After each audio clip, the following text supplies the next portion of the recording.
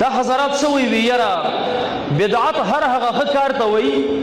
چې کار ښه کار وي او خیر القرون کې ثبوت ونه لري لکه د نبی صلی الله علیه وسلم مبارک او د هغه صحابو یا د من بعدهم نه ثابت ني دا بدعت دی ولکه ستاسو د جشن عید میلاد النبی صلی الله علیه وسلم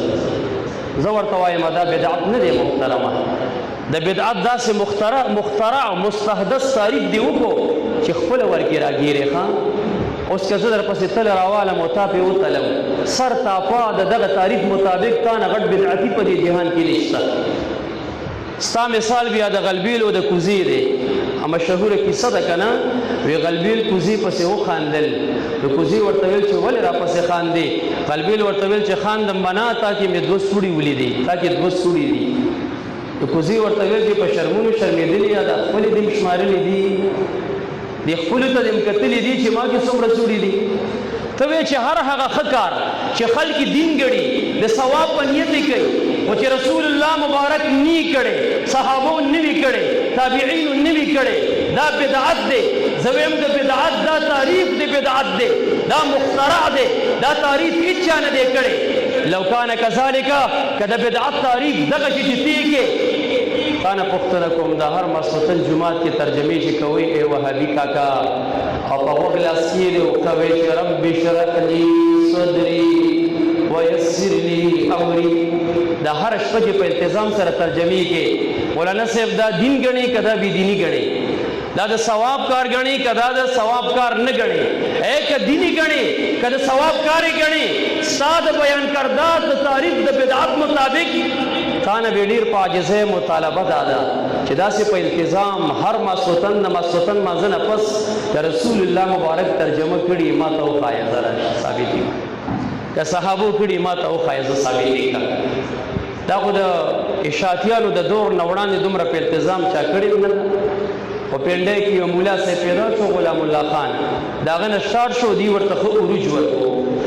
د دې نه وړاندې راشه ما د تاریخ وښایه سور بدعت خدا دی لوی ناروا خدا دی او بیا داسې ترجمه چې د مشرک باره کې نازل آیت رالی په پاکو مسلمانانو باندې چسپاري بیا داسې ترجمه چې د بت باره کې نازل شده آیات رالی د نبی الله په مزار د ولی الله په مزار باندې چسپاري